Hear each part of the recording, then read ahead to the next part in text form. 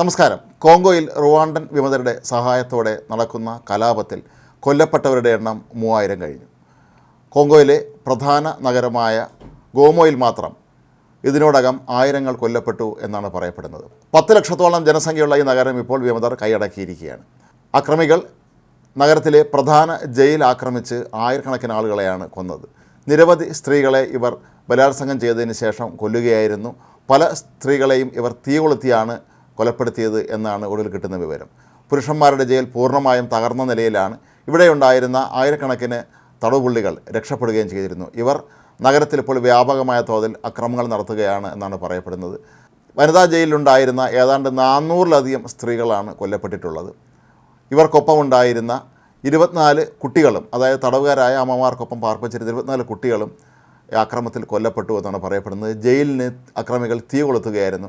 അങ്ങനെ തീപിടുത്തത്തിലുണ്ടായ തിക്കിലും തിരക്കിലും ഒക്കെ പെട്ടാണ് നിരവധി പേർ കൊല്ലപ്പെട്ടതെന്നാണ് കരുതപ്പെടുന്നത്. തെരുവുകളിൽ നിന്ന് 2000-ഓളം മൃതദേഹങ്ങൾ കണ്ടെത്തി എന്നാണ് ഐക്യരാഷ്ട്ര സഭയുടെ പ്രത്യേക ദൗത്യ സംഘം ഇപ്പോൾ വെളിപ്പെടുത്തിയിട്ടുള്ളത്. 900-ഓളം മൃതദേഹങ്ങൾ ഇപ്പോഴും വിവിധ ആശുപത്രികളിലെ മോർച്ചറികളിൽ സൂക്ഷിച്ചിരിക്കുകയാണ്. അക്രമം നടന്ന മേഖലയിലേക്ക് കടക്കാൻ ഐക്യരാഷ്ട്ര സഭയുടെ പ്രതിനിധികളെ ഇനിയും വിമതർ അനുവദിച്ചിട്ടില്ല എന്നുള്ളതാണ് മറ്റൊരു പ്രധാനപ്പെട്ട കാര്യം. അതുകൊണ്ട് തന്നെ മരണസംഖ്യ ഇനിയും വൻതോതിൽ ഉയരാൻ തന്നെയാണ് സാധ്യത എന്നാണ് പറയപ്പെടുന്നത്.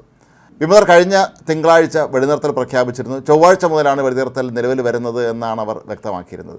എന്നാൽ ഇപ്പോഴും ഇതിനൊന്നും മാറ്റമില്ലാതെ അക്രമ സംഭവങ്ങൾ തുടരുകയാണെന്ന് തന്നെയാണ് അവിടെ നിന്നുള്ള റിപ്പോർട്ടുകൾ സൂചിപ്പിക്കുന്നത്. ഐക്യരാഷ്ട്ര സഭയുടെ പ്രത്യേക ദൗത്യ സംഘത്തെ അവിടെ നിയോഗിച്ചിട്ടുണ്ട്. ഐക്യരാഷ്ട്രസഭയും ഇക്കാര്യത്തിൽ ഇപ്പോൾ അതിയായ ഉത്കണ്ഠ പ്രകടിപ്പിച്ചിട്ടുണ്ട്. മറ്റൊരു പ്രധാനപ്പെട്ട കാര്യം, ഇന്ത്യയിൽ നിന്നുള്ള 1000-ലധികം പേരാണ് ഇപ്പോഴും കോങ്കോയിലുള്ളത്. കോങ്കോയിൽ വിവിധ വ്യവസായങ്ങളും അതല്ലെങ്കിൽ മറ്റ് സ്ഥാപനങ്ങളിൽ ജോലി നോക്കുന്നവരുമാണ് ഇവർ. ഏതാണ്ട് 1000-ഓളം ഇന്ത്യൻ സൈനികരും ഇപ്പോൾ ഐക്യരാഷ്ട്ര സഭയുടെ ഭാഗമായി അവിടെ പ്രവർത്തിക്കുന്നുണ്ട്. ഇവരെല്ലാവരും തന്നെ സുരക്ഷിതരാണ് എന്നാണ് നിലവിൽ പറയപ്പെടുന്നത്. മാത്രമല്ല, കോങ്കോയിലുള്ള ഇന്ത്യക്കാരോട് പരമാവധി സുരക്ഷിത സ്ഥാനങ്ങളിലേക്ക് മാറാൻ ഇന്ത്യൻ എംബസി ആവശ്യപ്പെടുകയും ചെയ്തിട്ടുണ്ട്. മോങ്കോ നഗരത്തിൽ ഇത്രയധികം മൃതദേഹങ്ങൾ ഇപ്പോൾ ചിതറിക്കിടക്കുന്നത് കാരണം ഏതെങ്കിലും പകർച്ചവ്യാധികൾ പൊട്ടിപ്പുറപ്പെടാനും സാധ്യതയുള്ളതായി മുന്നറിയിപ്പുണ്ട്.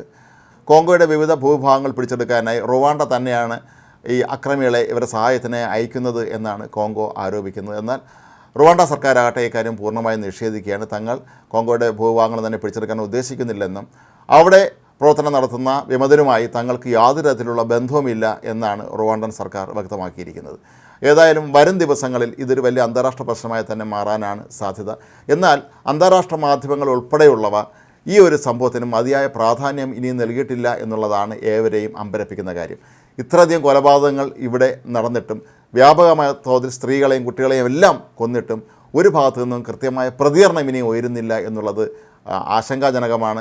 ഐക്യരാഷ്ട്ര സഭ മാത്രമാണ് ഇപ്പോൾ ഇവിടുത്തെ കാര്യങ്ങൾ സജീവമായി ഇടപെട്ടുകൊണ്ടിരിക്കുന്നത്. മറ്റൊരു രാജ്യങ്ങളോ പ്രസ്ഥാനങ്ങളോ ഒന്നും തന്നെ കോങ്കോയുമായി ബന്ധപ്പെട്ട ഒരു കാര്യത്തിലും ഇടപെടുന്നില്ല എന്നുള്ളത് വളരെ പ്രധാനമായ ഒരു വിഷയമാണ്. ഈ വർഷം ആദ്യം മുതൽ കോങ്കോയിലെ മോങ്കോ നഗരത്തിലുൾപ്പെടെ ആയിരക്കണക്കിന് ആളുകളാണ് വിവിധ സ്ഥലങ്ങളിലേക്ക് പലായനം ആരംഭിച്ചിട്ടുള്ളത്. കഴിഞ്ഞ കുറേ വർഷങ്ങളായി ലക്ഷക്കണക്കിന് ആളുകളാണ് കോങ്കോ വിട്ട് മറ്റു രാജ്യങ്ങളിലേക്ക് പോയിട്ടുള്ളത്.